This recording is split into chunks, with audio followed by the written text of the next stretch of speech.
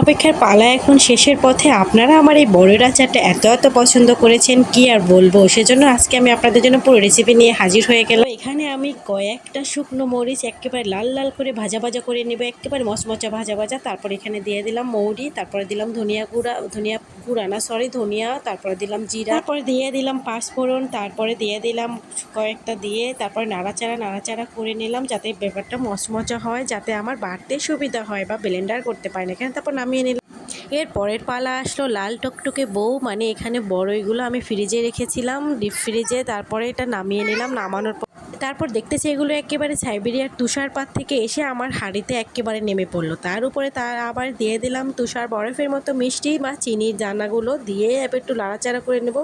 চুলার আঁচ একদম মিডিয়াম থাকবে, না হলে সাদা বরফের দানাগুলো কিন্তু একেবারে পুড়ে কালো কয়লা হয়ে যাবে। তারপরে আমি কি করলাম, এখানে আমি কিছুটা চিনি সুন্দর করে বেটে নেব যাতে এর সাথে মেশাতে সুবিধা হয়। আর একটা কথা, সেটা হলো আপনারা কিন্তু এটা ব্লেন্ডারও করতে পারেন, আমার মতন ঘষা মাজা না করে ব্লেন্ডার করলে আরও বেশি সুবিধা হয়। তবে আমি ব্লেন্ডার না করে একটু পাটা পুতাতেই ধেতে নিলাম। তারপর এখানে তেলে রাখা সেই মশলাটাও বেটে নেব। এই দিকে আবার চলে গেলাম আমি দেখতে যে আমার সেই সাইবেরিয়ান সুন্দরীটা কি করতেছে। তো সাইবেরিয়ান সেই সুন্দরীগুলোকে দেখে আবার চলে আসলাম বাটাবাটি ঘষাবাটি করতে, মানে একসাথে দুই কাজে। ওইদিকে আমি সুন্দরীদেরও দেখি, এদিকে আবার মশলাটাকেও একটু বাটাবাটি করে এই যে হয়ে গেল আমার বাটাবাটি। এগুলোকে একদম একটু দানা রাখলে বেশি ভালো হয়।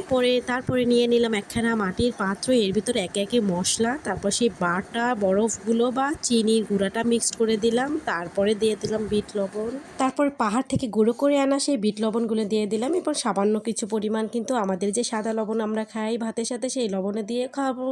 তারপর একটা চামচ দিয়ে নাড়াচাড়া, এই যে সেই নাড়াচাড়ার পর্বটি চলে আসছে, যেটা দেখে আপনাদের মুখে নাকি লোভ চলে এসেছে, পানি চলে এসেছে। তো এখানে ভালো করে নাড়াচাড়া দিয়ে একেবারে পুরো একটা বড়ই যাতে একটা থেকে আলাদা হয়ে যায়, এই মশলাগুলো যাতে খুব ভালোভাবে তাদের গায়ে আবরণ সৃষ্টি করে। তো এই তো তৈরি হয়ে গেল আমাদের সেই মজা।